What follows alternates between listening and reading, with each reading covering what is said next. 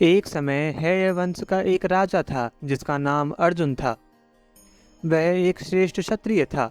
उसने अनेकों प्रकार की सेवा शुश्रूषा करके भगवान नारायण के अंशावतार दत्तात्रेय जी को प्रसन्न कर लिया और उनसे 1000 भुजाएं तथा कोई भी शत्रु युद्ध में पराजित न कर सके ऐसा वरदान प्राप्त कर लिया।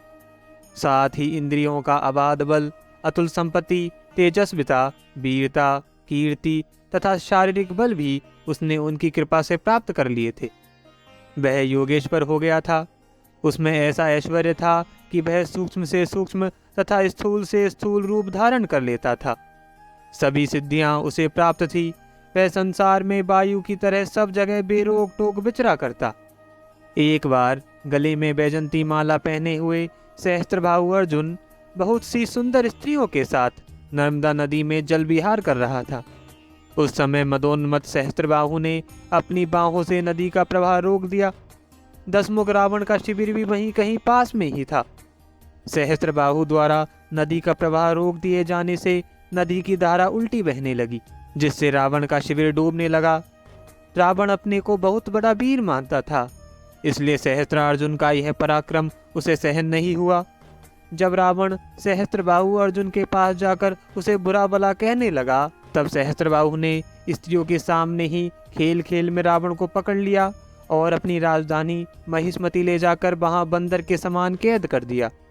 पीछे पुलस्त जी के कहने से सहस्त्रबाहु ने रावण को छोड़ दिया।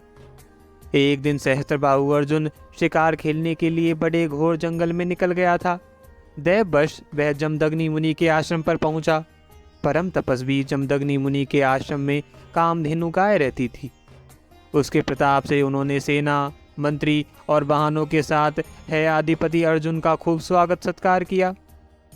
वीर सहस्त्रबाहु ने देखा कि जमदग्नि मुनि का ऐश्वर्य तो मुझसे भी बड़ा चढ़ा है, इसलिए उसने उनके स्वागत सत्कार को कुछ भी आदर न देकर कामधेनु को ही ले जाना चाहा। उसने अभिमानवश जमदग्नि मुनि से मांगा भी नहीं और अपने सेवकों को आज्ञा दी कि कामधेनु को छीनकर ले चलो। उसकी आज्ञा से उसके सेवक बछड़े के साथ उस कामधेनु गाय को बलपूर्वक महिष्मतिपुरी ले आए। जब वे सब चले गए, तब परशुराम जी आश्रम पर आए और उसकी दुष्टता का वृतांत सुनकर चोट खाए हुए सांप की तरह क्रोध से तिलमिला उठे। वे अपना भयंकर फरसा, तरकस, ढाल और धनुष लेकर बड़े वेग से उसके पीछे दौड़े, जैसे कोई सिंह हाथी पर टूट पड़ता है। सहस्त्रबाहु अभी अपने नगर में प्रवेश ही कर रहा था कि उसने देखा परशुराम जी महाराज बड़े वेग से उसी की ओर झपटे आ रहे हैं। उनकी बड़ी विलक्षण झांकी थी। वे हाथों में धनुष, बाण और फरसा लिए हुए थे। शरीर पर काला मृग चर्म धारण किए हुए थे तथा उनकी जटाएं सूर्य की किरणों के समान चमक रही थी।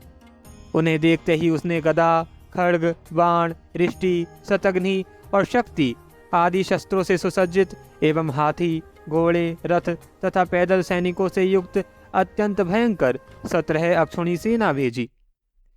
भगवान परशुराम ने बात ही बात में अकेले ही उस सारी सेना को नष्ट कर दिया। भगवान परशुराम जी की गति मन और वायु के समान थी। वे बस शत्रु की सेना को काटते ही जा रहे थे। जहां जहां वे अपने फरसे का प्रहार करते, वहां वहां सारथी और वाहनों के साथ बड़े बड़े वीरों की बाहें, जांघें और कंधे कट कट कर पृथ्वी पर गिरते जाते थे। सहस्त्रबाहु ने देखा कि उसकी सेना, सैनिक, उनके धनुष, ध्वजाएं तथा ढाल परशुराम जी के फरसे और बाणों से कट कट कर खूनों से लथपथ रणभूमि में गिर गए हैं। तब उसे बड़ा क्रोध आया और वह स्वयं भिड़ने के लिए आ धमका। उसने एक साथ ही अपनी 1000 भुजाओं में 500 धनुषों पर बाण चढ़ाए और परशुराम जी पर छोड़े। परंतु परशुराम जी तो समस्त शस्त्रधारियों के शिरोमणि ठहरे। उन्होंने अपने धनुष पर छोड़े हुए बाणों से ही एक साथ सबको काट डाला।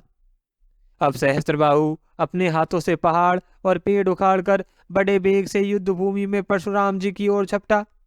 परंतु परशुराम जी ने अपनी तीखी धार वाले फरसे से बड़ी फुर्ती के साथ उसकी सांपों के समान भुजाओं को काट डाला। जब उसकी बाहें कट गई, तब परशुराम जी ने पहाड़ की चोटी की तरह उसका ऊंचा सिर भी धड़ से अलग कर दिया।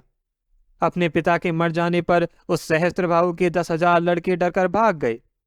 विपक्षी वीरों के नाशक परशुराम जी उस बछड़े के साथ कामधेनु गाय को लेकर अपने आश्रम पर पहुंच गए। उन्होंने उसे अपने आश्रम पर ले जाकर अपने पिताजी को सौंप दिया और महिष्मती में सहस्त्रबाहु तथा उन्होंने जो कुछ भी किया था सब अपने पिताजी तथा भाइयों को कह सुनाया। सब कुछ सुनकर जमदग्नि मुनि ने कहा, हाय परशुराम, तुमने यह बड़ा पाप किया। हे परशुराम, तुम बड़े वीर हो, परंतु सर्वदेवमय राजा का तुमने व्यर्थ ही वध कर दिया।